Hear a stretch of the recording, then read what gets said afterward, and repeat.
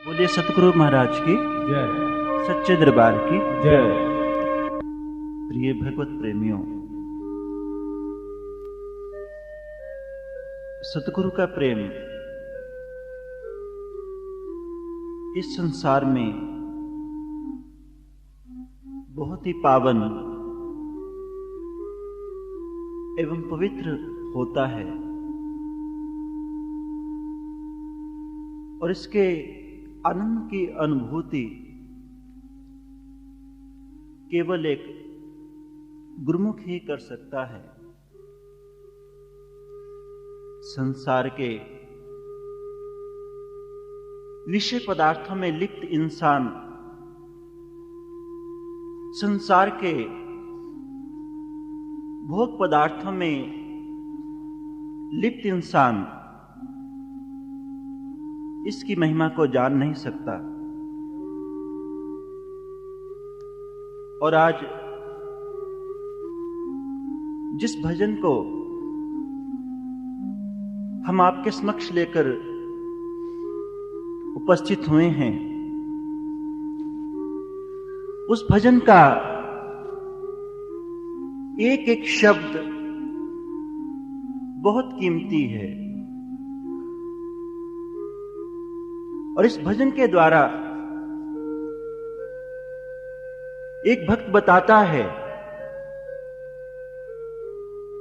कि जब उसके जीवन में सतगुरु का पदार्पण नहीं हुआ था,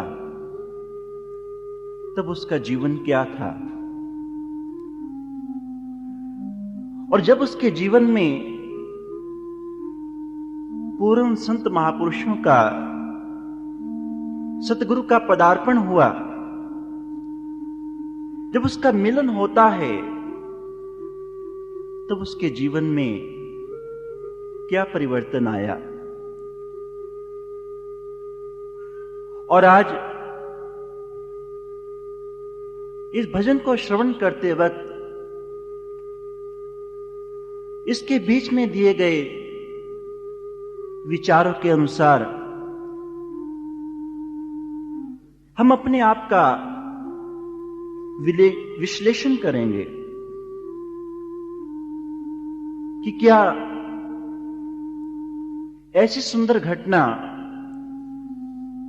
हमारे जीवन में भी घटित हुई या नहीं। अगर हमारे जीवन में भी ऐसी घटना घटित हुई है, तो इस भजन के एक एक शब्द को श्रवण करते हुए हमें ऐसा प्रतीत होगा कि ये किसी एक भक्त की कहानी नहीं, ये उस इंसान की कहानी नहीं है जिसने इस भजन की रचना की। ये हम सब की कहानी है। अगर हमारे जीवन में भी ऐसी घटना घटित हुई है, तब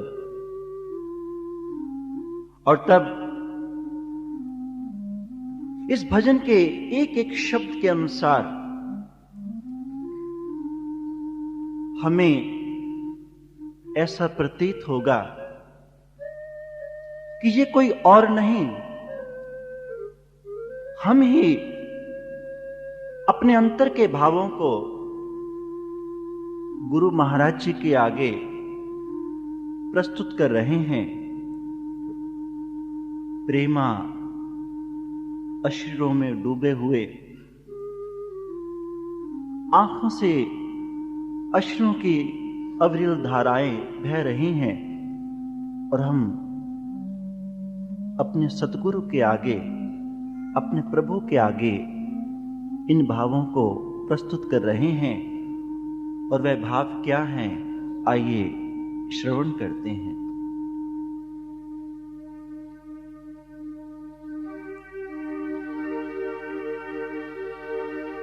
सतगुरु तुम्हारे प्यारे ने जीना सिखा दिया। सतगुरु तुम्हारे प्यार ने जीना सिखा दिया। सतगुरु तुम्हारे प्यार ने जीना सिखा दिया। दुनिया की ठोकरों ने, दुनिया की ठोकरों ने तेरे दर पे ला दिया। सतगुरु तुम्हारे प्यार ने जीना सिखा दिया। सतगुरु तुम्हारे प्यार ने जीना सिखा दिया।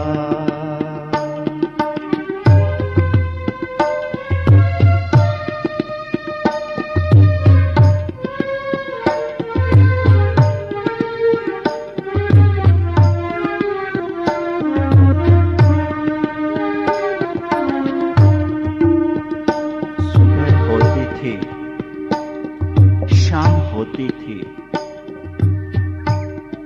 सुबह होती थी, शाम होती थी। जिंदगी यूं तमाम होती थी। अंधेरी राह पर बड़ा जा रहा था मैं।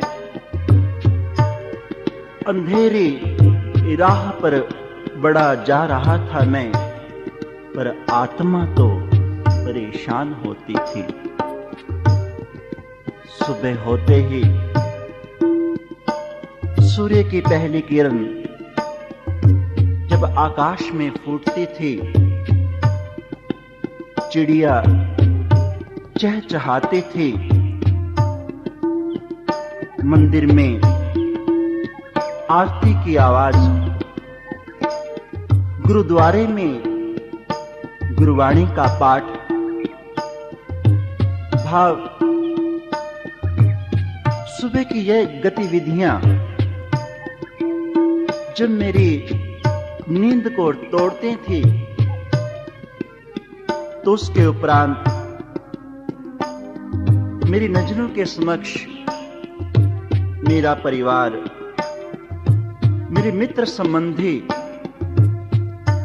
उनके प्रति जो जो मेरे कर्तव्य हैं उनको मैं निभाता। रात्रि होने पर घर लौट आता, भोजन करता, फिर सो जाता। सुबह होती थी, शाम होती थी। जिंदगी यूं तमाम होती थी। ऐसा था मेरा जीवन। और हे सतगुरु, जब मुझे आप मिले तब मुझे मालूम चला कि जिसको मैं जीवन समझ रहा था कि अपने परिवार का पालन पोषण कर देना, अपने मित्र संबंधियों के साथ जो जो कर्तव्य हैं उनको निभा देना, यही जीवन है और कुछ नहीं। तो जब आपकी कृपा हुई, आप मुझे मिले, तब मुझे मालूम चला कि जीवन किसे कहते हैं और जीवन को जीने का ढंग क्या है, वह तो मुझे आज मालूम चला, हे सतगुरु। और इसी के संबंध में हमारे इतिहास में अनेक घटनाएं घटित हुई हैं। ईसा के समय की बात है कि एक मछली पकड़ने वाला पीटर वे मछलियां पकड़ रहा था एक नदी के किनारे बैठकर,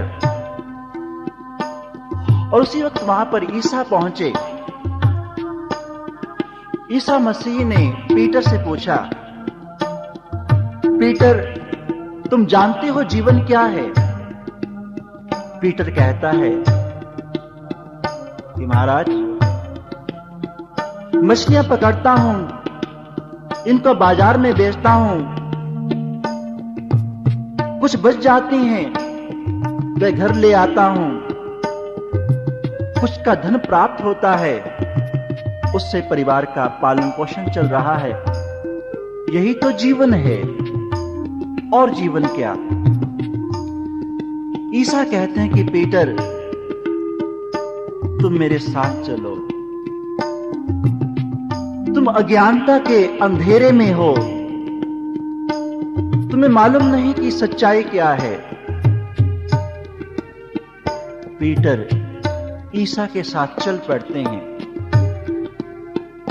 और इतने में पीछे से कुछ लोग दौड़े आए और आकर पीटर से कहते हैं कि पीटर पीटर, जल्दी घर चलो, क्योंकि तुम्हारे पिता का देहांत हो चुका है, उनको दफनाना है।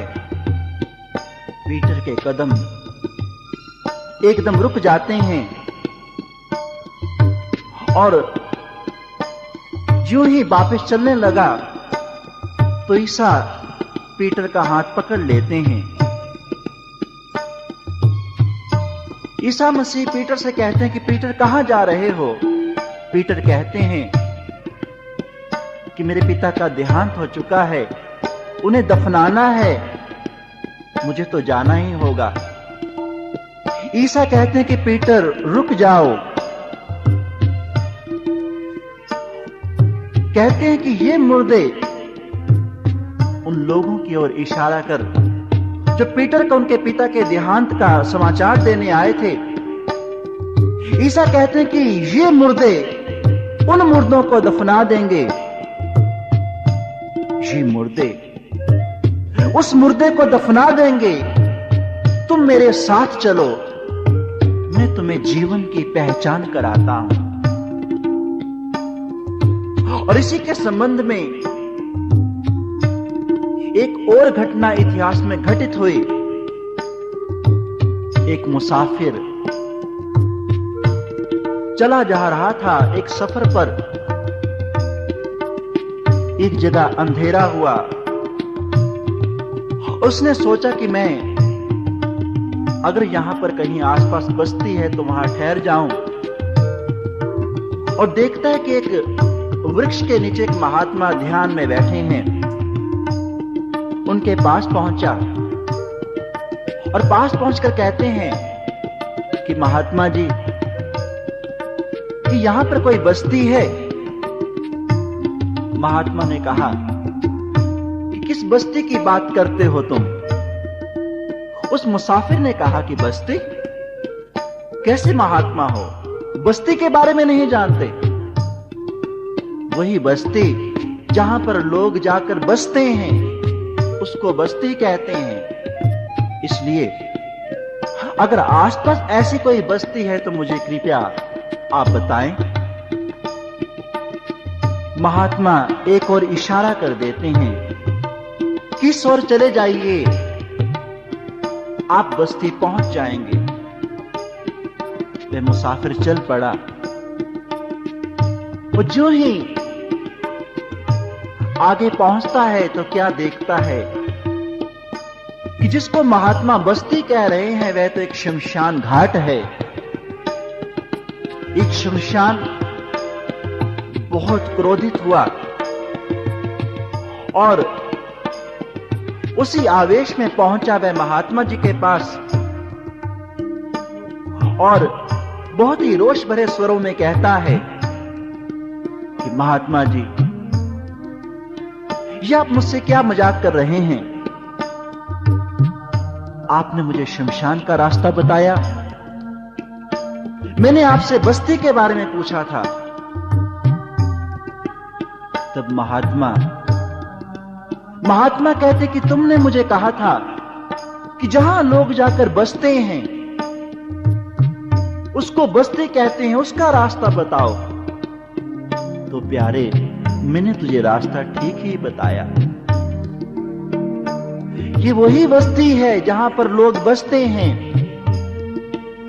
और जिसको तुम बस्ती समझते हो, वहां से तो मैंने मुर्दों को निकलते हुए देखा है, मुर्दों को निकलते। और तब उन महात्मा जी ने क्या कहा कि कबीर ई मुर्दन का गांव। कबीर थे वो संत, वे महात्मा, और बताते हैं कि वो मुर्दों का गांव है जिसे तुम बस्ती कहते हो। और उस शमशान में मैंने लोगों को जाकर बसते हुए देखा है, इसलिए मैंने तुम्हें वहां का रास्ता बताया। अब समझना है इस घटना के पीछे कारण क्या है। कबीर साहब ने उस नगरी को बस्ती क्यों नहीं कहा? या ईसा मसीह पीटर से क्यों कहते हैं कि ये मुर्दे उस मुर्दे को दफना देंगे, तुम मेरे साथ चलो, मैं जीवन की पहचान कराता हूं। कारण क्या है?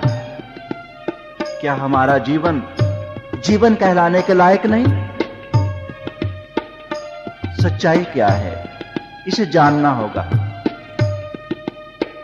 और जब इसके हम गहराई में उतरेंगे तब पता चलेगा कि पीटर और कबीर का ऐसा कहना सत्य ही है।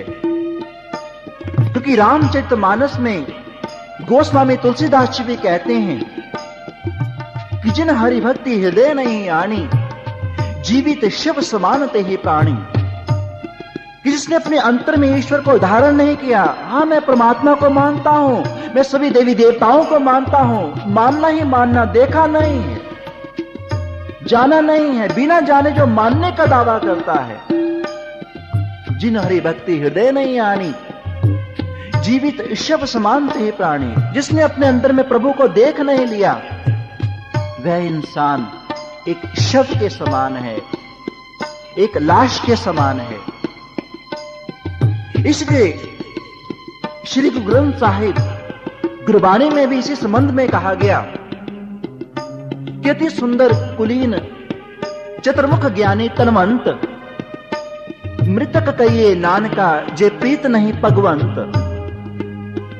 कितने इंसान के अंदर गुण भी हो, इतना कुछ भी उसके पास हो, पर मृतक कहिए नानका जे प्रीत नहीं भगवंत। अगर उस ईश्वर से प्रेम नहीं है, और प्रेम कब होता है? जब वो दिखता है।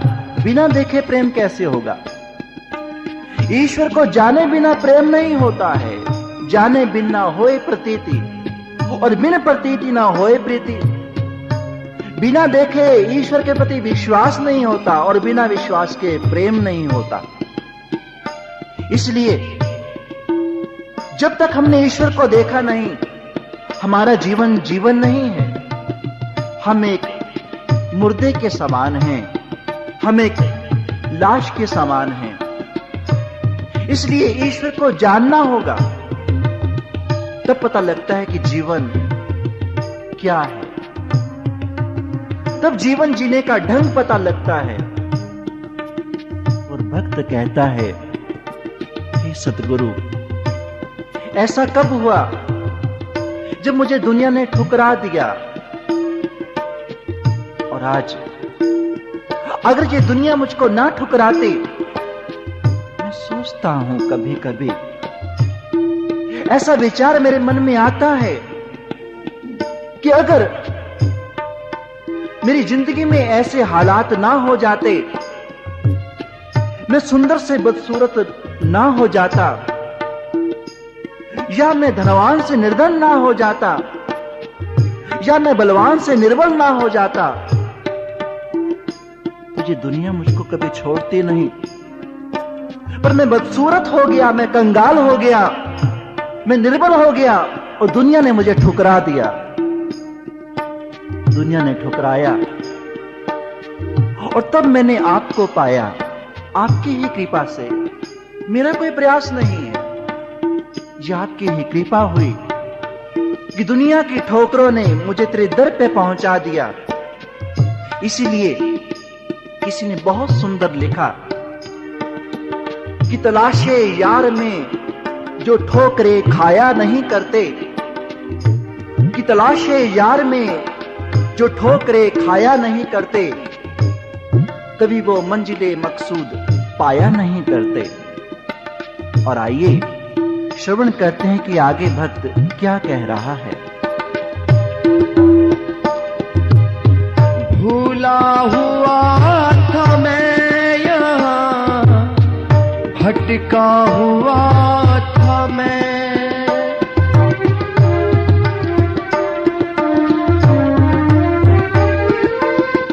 भूला हुआ था मैं यहाँ, भटका हुआ था मैं।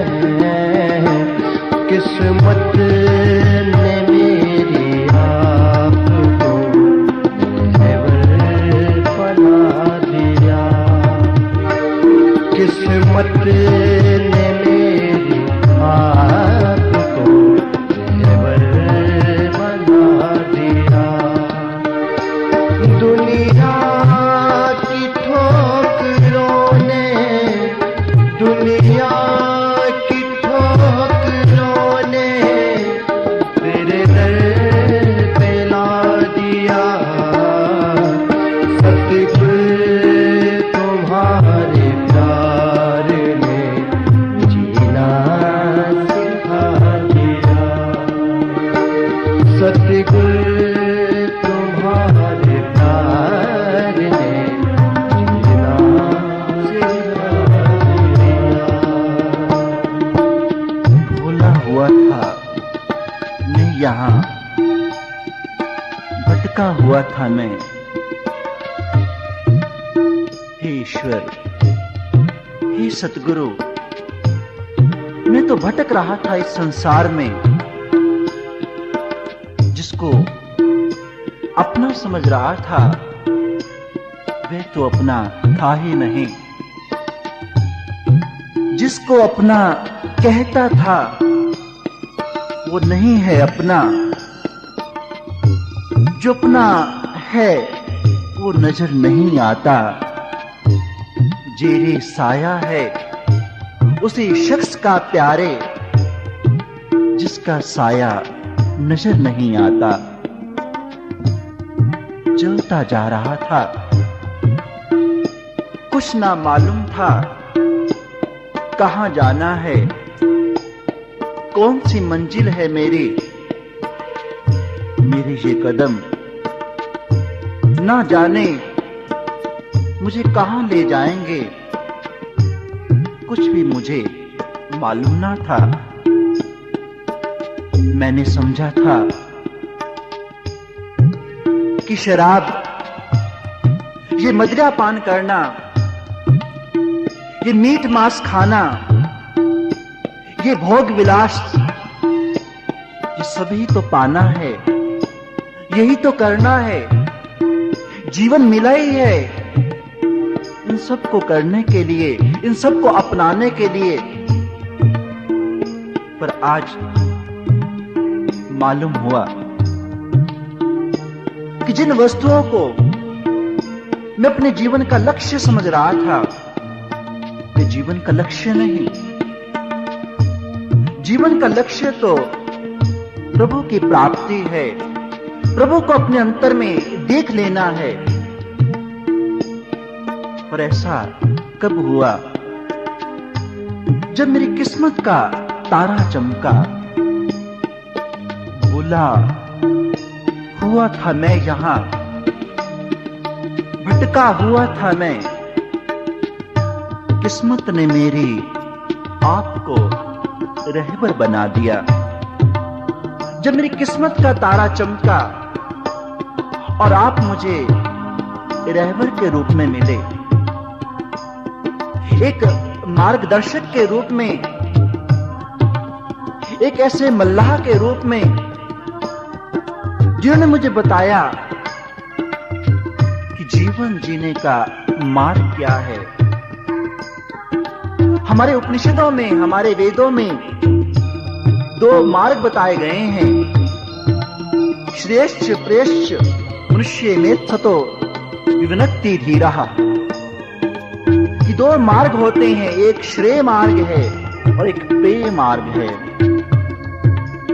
और मैंने अज्ञानतावश प्रेय मार्ग को ही अपनाया हुआ था, जो कि विनाश का रास्ता था, जो कि एक पतन का मार्ग था, भोग विलासों का मार्ग,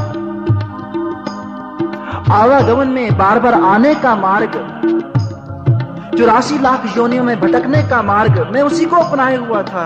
हे सतगुरु, यूं ही आप मुझे रहबर के रूप में मिले तो आपने मुझे बताया कि तुम्हारा मार्ग प्रेय मार्ग नहीं, श्रेय मार्ग है, श्रेय। इसलिए श्रेय मार्ग को अपनाओ। और तब मैं उस मार्ग पर चला, तब मुझे जीवन जीने का ढंग आया। और आगे क्या कह रहा है भक्त, आइए श्रवण करते हैं।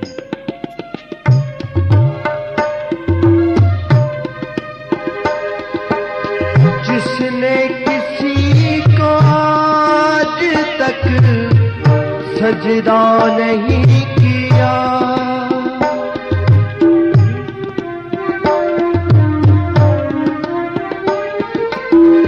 जिसने किसी को आज तक सजदा नहीं किया,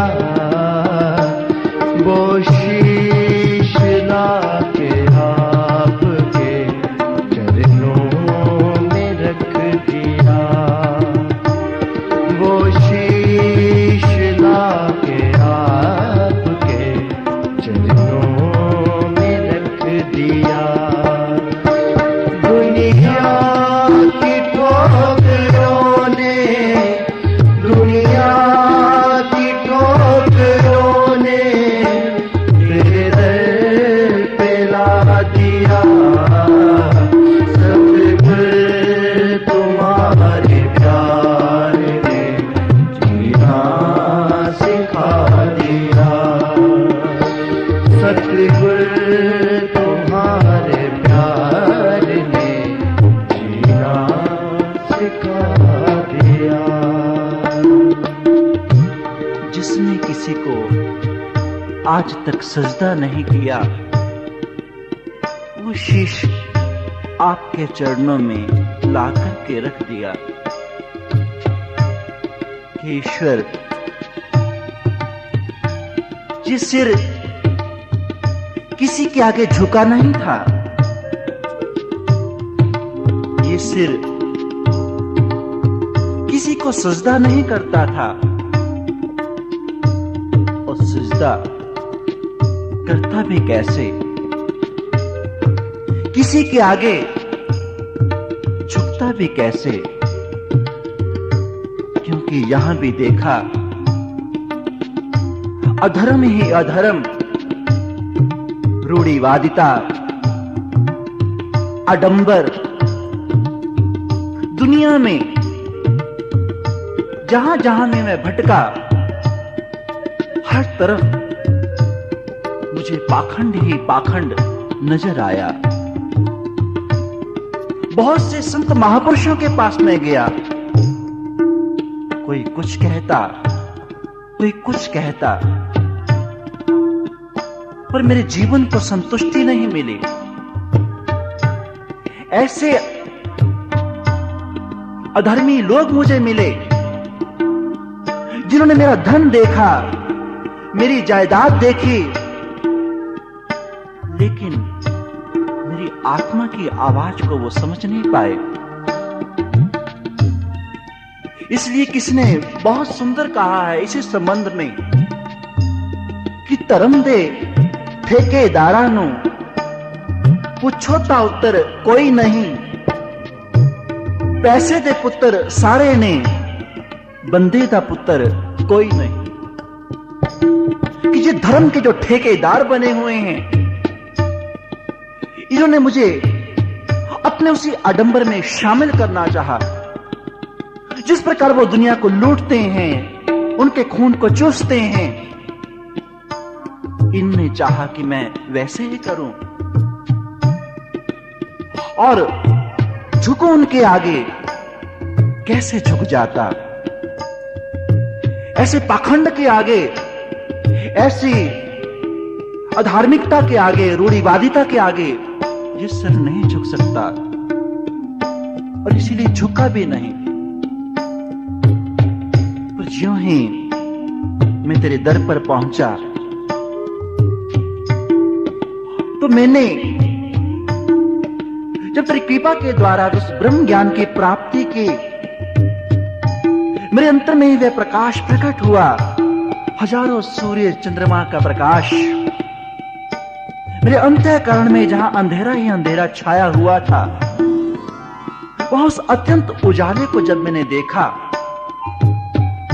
जब मैंने अपने अंतर में उस ब्रह्मनाद को सुना, बिना बजाए निस्दिन बाजे घंटा शंख नगारे रे, बहरा सुन सुन मस्त होते है, तन की खबर बिसारे रे। ऐसे ब्रह्मनाद को मैंने अपने अंतर में सुना, मैं धन्य हो गया सद्गुरु। अंतर में जब उस नाम को जाना जो अव्यक्त है, जो भाषा से परे है, इंसान को उसके जीवन की पहचान कराता है, उससे पहले तो मैं मुर्दा ही तो था। लोग कहते हैं, मेरा समाज कहता है कि ये इंसान झुक कैसे गया। जिसने किसी के आगे सिर झुकाना अपनी शान के खिलाफ समझा था, जो किसी के आगे झुकता नहीं था, लोगों को झुकाना जानता था, आज ये खुद कैसे झुका? क्यों झुका? हे सतगुरु, मैं उन्हें कैसे बताऊं कि पहले मैं कैसे झुक सकता था। पहले तो मैं एक मुर्दा था, और मुर्दा झुकता थोड़ी ही है। अकड़े रहना तो मुर्दे की पहचान होती है। अकड़े रहना मुर्दे की पहचान होती है। झुकता तो है वह जिसमें जान होती है। झुकता तो वो है जिसमें जान हो। मुर्दा तो अकड़े रहता है। मैं मुर्दा ही था, कैसे झुक जाता उन पाखंडियों के आगे, उन आडंबरियों के आगे। लेकिन जैसे ही मुझे आप मिले, आपके द्वारा मेरे अंदर उस ब्रह्म ज्ञान का प्राप्त हुआ। वे नाम जिसकी ऋग्वेद महिमा गाता है, जो अव्यक्त है, जो भाषा से परे है, जिसको गुरबाणी कहती है, श्री गुरु ग्रंथ साहिब जिसके बारे में कहता है कि 52 अक्षर लोक तरह सब कुछ इन्हीं ही माही, ए अक्षर खिल जाएंगे वो अक्षर इनमें नहीं, कि वो भाषा में नहीं है, वो 52 अक्षरों में भी नहीं है। वो कहां है? वो प्राणों में है। एक शब्द मेरे प्राण बसत है, बहुड़ जन्म ना आवा। जब उस नाम को मैंने जाना, तब मैं झुका। यजुर्वेद जिस ज्योति की बात करता है कि ईश्वर प्रकाश में रूप में आपके अंतर में है, जब उस प्रकाश को जाना, तब मैं झुका। अथर्ववेद जिस अमृत की बात करता है कि अमृत अंतर में है, जिसके बारे में गुरबाणी कहती है कि नानक अमृत एक है, दूजा अमृत नाही, नानक अमृत मने वाही, पाइये गुरु प्रसादी। जब मैंने अंतर में उस अमृत का पान किया, तब मैं झुका। जब अंतर में उस ब्रह्मनाद को सुना जिसकी महिमा सामवेद गाता है, तब मैं झुका। उससे पहले नहीं। जिसने किसी को आज तक सिजदा नहीं किया, वो शीश आपके चरणों में ला करके रख दिया। और अगर आप ना मिलते तो मेरा जीवन उस खजूर के वृक्ष के समान था, जो बहुत बड़ा होता है, बहुत ऊंचा होता है, पर पक्षी को छाया नहीं, फल भी बहुत दूर लगता है। बड़ा हुआ तो क्या हुआ? जैसे पेड़ खजूर, पंछी को छाया नहीं, फल लागे अति दूर। उस वृक्ष के समान मेरी हालत होती, हे सद्गुरु, अगर आप ना मिलते। फल नीविया रुखा नु मिठे लग दे, सिंबला तो मानना करें, झुकना पड़ता है। और अगर आप भी अपने अंतर में उस ब्रह्म ज्ञान को पाना चाहते हो जो कि जीवन है, जीवन की वास्तविक पहचान है, उससे पहले आप मुर्दा हो। इसलिए जीवन को जानना है। तुम 4 फलों की प्राप्ति करनी होगी, जिसके बारे में हनुमान चालीसा कहती है, श्री गुरु चरण सरोज रजू निज मन मुकुर सुधार, वरुणो रघुर विमल जस जोदायक फलचार। किसी गुरु के चरणों की रज अपने मन रूपी दर्पण पे लगा लो, जो आपको 4 फल प्रदान करे, जिसको गुरबाणी में कहा गया, 4 पदार्थ ले जग जन्मिया, शिव शक्ति कर वास तरे। क्यों तुम 4 फलों को लेकर आए हो, और मिलेंगे कब? जब साधु की शरणागत हो गए, संत की शरणागत। 4 पदार्थ जे को मांगे, साध जना की सेवा लागे। इसलिए झुकना पड़ेगा। बिना झुके आप उसकी प्राप्ति नहीं कर पाओगे, आप अपने जीवन को समझ नहीं पाओगे। और जब तक जीवन का नहीं पता, आपके कदम इस प्रकार दुनिया में बढ़ रहे हैं जैसे कोई इंसान अंधेरे में चलता जा रहा है, उसे नहीं मालूम कहां जाना है, कहां पहुंचूंगा, और फिर अंत में पछताता है। इसलिए इंसान झुक जा। बहुत बड़े बड़े राजा, बहुत बड़े बड़े अफसर, उनको भी झुकना पड़ता है। गुरु के आगे भिखारी बनकर जाना पड़ता है। यह नहीं कि हम बहुत बड़े हैं, बहुत कुछ लेके आए हैं। भिखारी बनकर, वही एक दाता है, दाता एक राम, भिखारी सारी दुनिया। और जब अपनी झोली को हम उसके आगे फैलाते हैं उस ब्रह्म ज्ञान के लिए, जो जीवन की वास्तविक पहचान है, तब वो दृष्टि देता है, वो दिव्य दृष्टि प्रदान करता है, जो कृष्ण ने अर्जुन को प्रदान की। और जैसी वो दिव्य दृष्टि मिलती है, तब हम जीवन की सच्चाई को जानते हैं कि जीवन क्या है, जीने का ढंग क्या है। उससे पहले नहीं। और उसके बाद फिर क्या होता है? यही है जिंदगी अपनी, यही है बंदगी अपनी, यही है जिंदगी अपनी, यही है बंदगी अपनी, कि उनका नाम आया और गर्दन झुक गई अपनी। सिर झुक जाता है उनके उपकार के आगे, उनकी उस अपार कृपा के आगे कि हम इसके लायक नहीं थे, फिर भी उसने स्वीकार कर लिया है।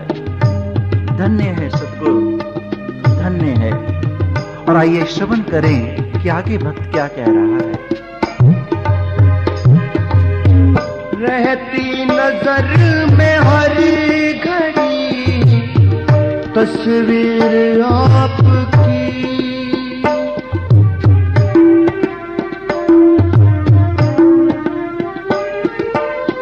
रहती नजर में हर घड़ी तस्वीर आपकी, रहती नजर में हर तस्वीर आपकी।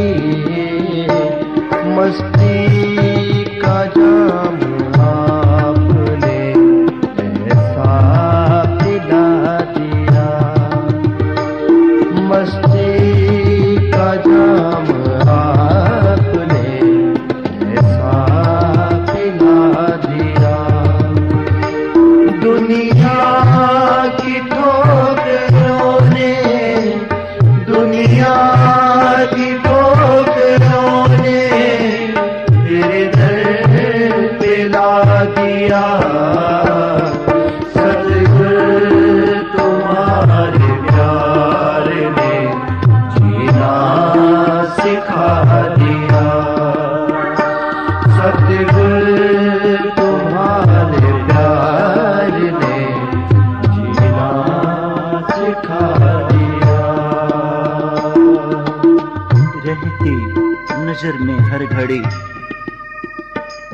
तस्वीर आपकी, मस्ती का जाम आपने ऐसा पिला दिया। हे सद्गुरु, आपके उस अमृत के पान के द्वारा, उस मस्ती के जान के द्वारा आज हमें हर जगह तेरा ही दीदार होता है। गुरु गोविंद सिंह जी दशमेश पिता, उनके भक्त थे भाई कन्हैया। भाई कन्हैया युद्ध में जो दुश्मन घायल हो रहे हैं उनको भी पानी पिला रहे हैं। उसकी शिकायत लग जाती है दशमेश पिता गुरु गोविंद सिंह जी के पास। गुरु गोविंद सिंह जी ने भाई कन्हैया को बुलाया और कहते कि कन्हैया तू ऐसा क्यों करता है? तो हमारे सैनिक जिन दुश्मनों को घायल कर रहे हैं उनको भी पानी पिलाता है, ऐसा क्यों करता है तू? भाई कन्हैया क्या कहता है कि तैनू पिया पिलावा पानी सिर मेरे दिया साईं। तैनू पिया पिलावा पानी सिर मेरे दिया साईं, तुर्क अतुर्क नहीं दिसते मैनू तू दिसता सबना थाई। कि मुझे तो कोई और नजर ही नहीं आ रहा। हे प्रभु, मुझे तो उनमें भी आपका ही दर्शन हो रहा है। आपकी दी गई उस दिव्य दृष्टि के द्वारा, उस तीसरी आंख के द्वारा जो दीदार मैंने अपने अंतर में किया, आपके उस प्रकाश रूप का, आपकी उस मोहिनी मूरत का, वही मुझे कण कण में नजर आ रही है। मुझे वो दुश्मन नहीं प्रतीत होते, अपने ही लगते हैं। तेनों पिया पिलावा पानी सिर मेरे दिया साईं, तुर्क अतुर्क नहीं दिसता मैनू तू दिसता सबना थाई। कि मुझे तो तू ही नजर आ रहा है। बहुत प्रसन्न हुए गुरु गोविंद सिंह, बहुत खुश हुए। कहते कि तू खालसा है, तू है खालसा पूर्ण तौर पर। जो दृष्टि मेरी है आज वही दृष्टि तेरी हो गई। तो मेरी आज्ञा में चला और उनके समान ही बन जाता है। बहुत प्रसन्न होते हैं गुरु गोविंद सिंह और क्या करते हैं उसके बाद?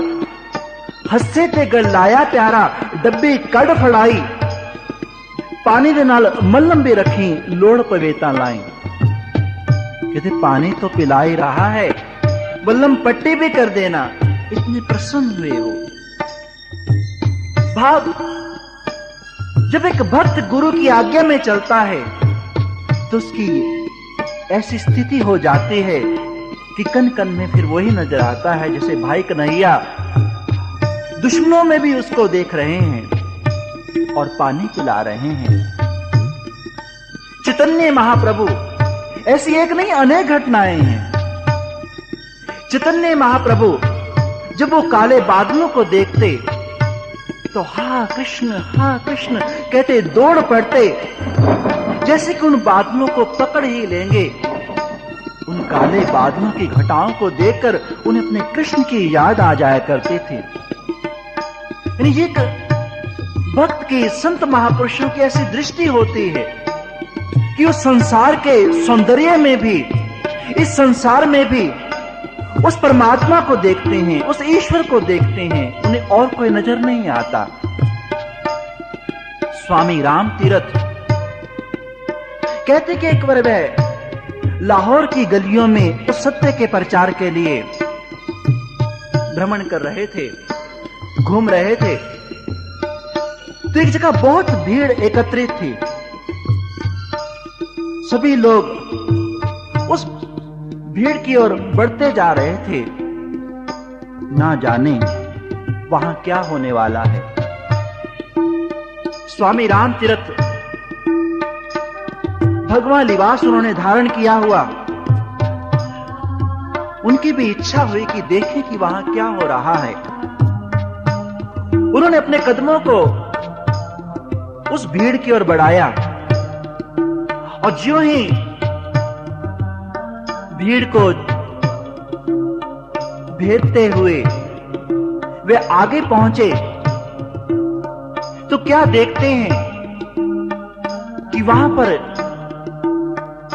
एक नर्तकी पूरे श्रृंगार में नृत्य करने के लिए तैयार खड़ी है। उस नर्तकी के सौंदर्य को देखकर, उस स्त्री की सुंदरता को देखकर स्वामी रामतीर्थ टकटकी बांधे उसकी ओर देखने ही लग गए। और ज्यों ही उस नर्तकी ने देखा, उस स्त्री ने देखा कि ये महात्मा भगवा लिबास धारण किया हुआ और ये मुझे देख किस प्रकार रहा है, तो वहीं पर वो व्यंग्य कसती है और हंसते हुए क्या कहती है कि स्वामी जी, ये आप कहां आ गए हैं? ये योगियों का मार्ग नहीं, ये भोगियों का मार्ग है, आप चले जाइए। और वहीं पर उसने जो एक व्यंग्य कसा स्वामी रामतीर्थ पर, वह इस प्रकार था। क्या कहती है वे नृत्यांगना स्वामी रामतीर्थ से कि हुस्न को जो बदनजर देखते हैं वो पहले अपने सर को कलम देखते हैं, कि जो इस प्रकार हुस्न की ओर बुरी नजर से देखता है उसका हश्र बहुत बुरा होता है। हुस्न को जो बदनजर देखते हैं वो पहले अपने सर को कलम देखते हैं। ज्यों ही ये सुना तो स्वामी रामतीर्थ मुस्कुरा देते हैं। सभी लोग हैरान हुए कि ये नृत्यांगना क्या कह गई स्वामी जी को। सभी चकित निगाहों से एक दूसरे की ओर देख रहे हैं कि अब होगा क्या। अब स्वामी जी क्या जवाब देते हैं? स्वामी रामतीर्थ मुस्कुराते हुए उस नर्तकी से कहते हैं कि माता जी, आपको समझने में गलती हो गई है कि हे मां, तुम गलत समझ रही हो, मैं तुमको नहीं देख रहा। क्या कहा स्वामी रामतीर्थ जी ने कि ना तेरे रूप से गरज हमको, न तुझसे गरज हमको है। न तेरे रूप से गरज हमको, न तुझसे गरज हमको है, हम तो अपने मुसव्वर की कलम देखते हैं।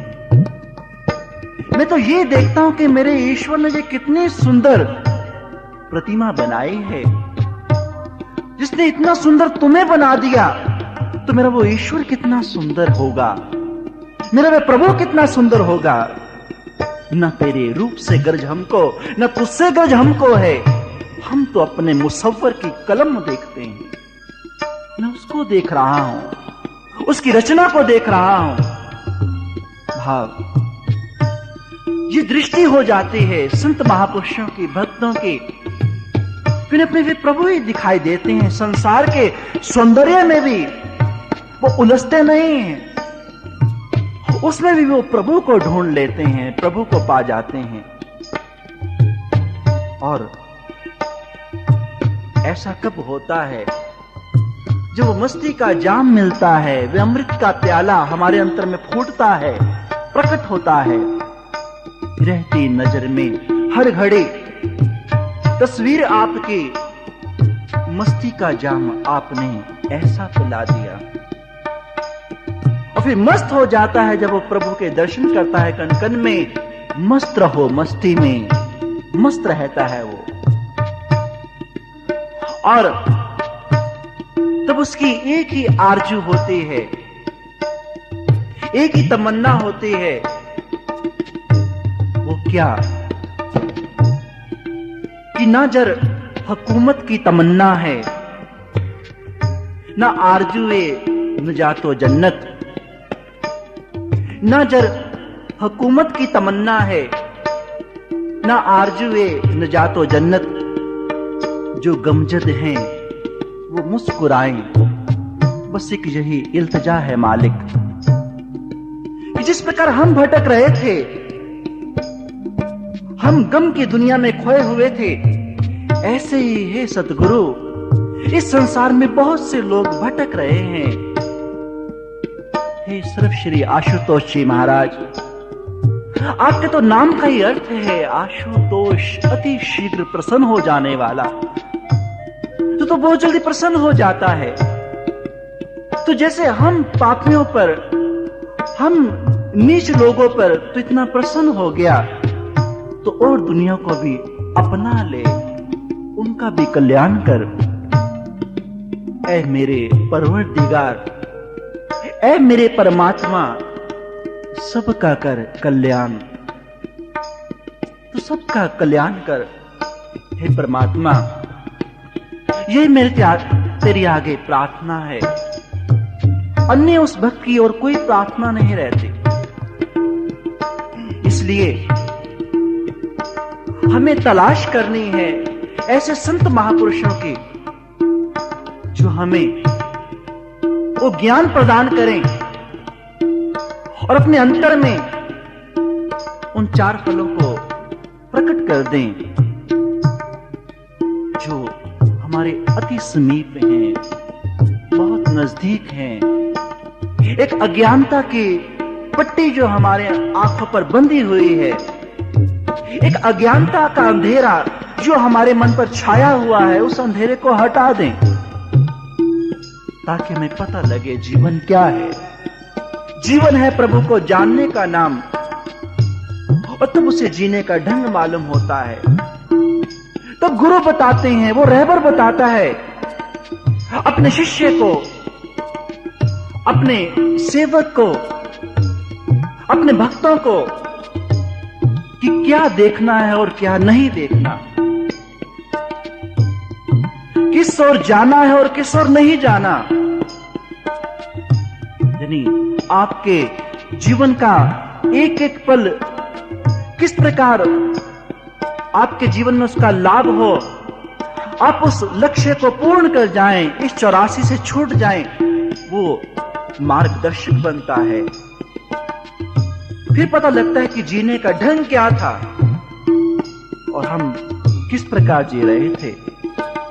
जीना तो था इंसानों की तरह, हम पशुओं के समान जी रहे थे। जिस प्रकार एक पशु को सिर्फ अपने खाने पीने का, अपने बच्चों का, इन विषय वासनाओं का लोभ रहता है, उसी प्रकार हमारा जीवन भी पशु के समान बीत रहा था। कतुष पशु की मानस जात, लोक पचारा कर दिन रात। इसलिए जब सतगुरु मिलते हैं, वो जीने का ढंग बताते हैं, तब हम उस दिशा में अपने जीवन को अग्रसर करते हैं। उस ब्रह्म ज्ञान को जानने के बाद ही हम इंसान कहलाते हैं, नहीं तो उससे पहले हमें जिंदा लाश के सिवा और कुछ भी नहीं। इसलिए जानना है उन संत महापुरुषों को जिसके द्वारा अंतर में हमें अपने जीवन का पता लगे और उसको जीने का ढंग हम सीख पाए।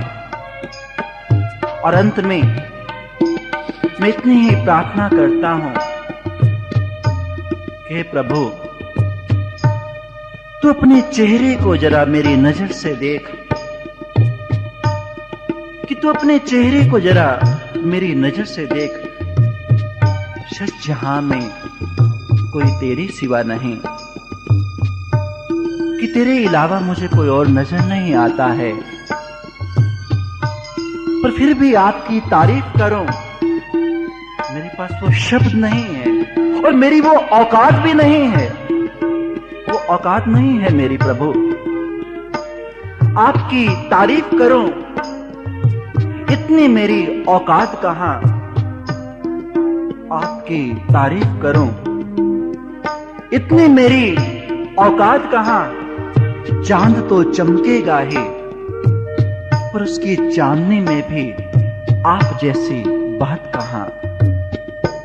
हे प्रभु, मैं तेरी महिमा का गुणगान नहीं कर सकता हूं।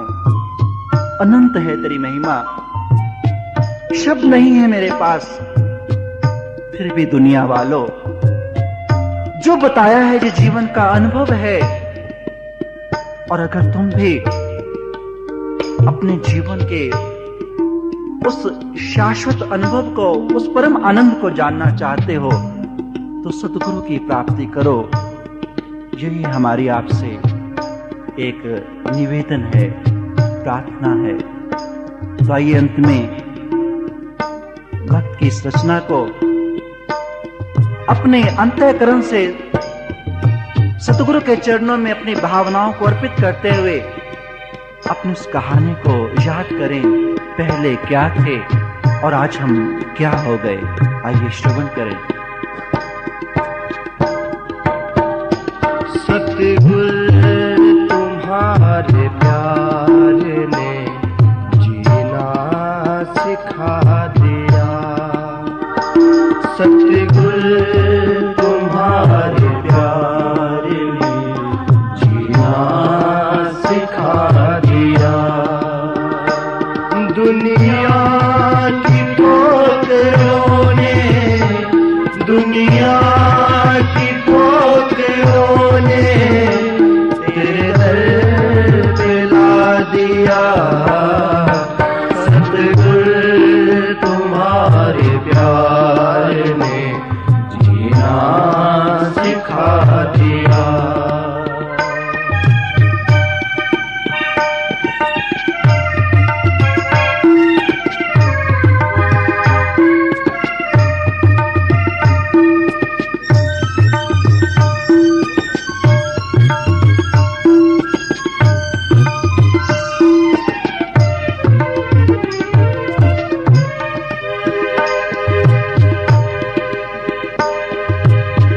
भूला हुआ था मैं यहाँ, भटका हुआ था मैं। भूला हुआ था मैं यहाँ, भटका हुआ था मैं। किस्मत ने मेरी आपको रहबर बना दिया। किस्मत ने मेरी आपको रहबर बना दिया। दुनिया की ठोकरों ने, दुनिया की ठोकरों ने तेरे दर पे ला दिया। सतगुरु तुम्हारे प्यार ने जीना सिखा दिया। सतगुरु तुम्हारे प्यार ने जीना सिखा दिया।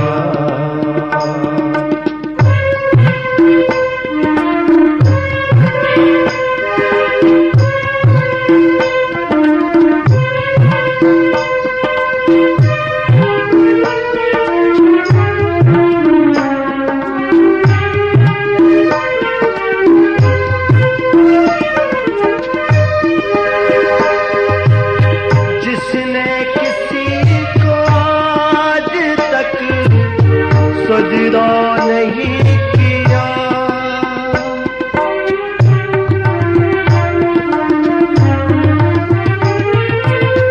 जिसने किसी को आज तक सजदा नहीं किया, जिसने किसी को आज तक सजदा नहीं किया, वो शीश ला के आपके चरणों में रख दिया। वो शीश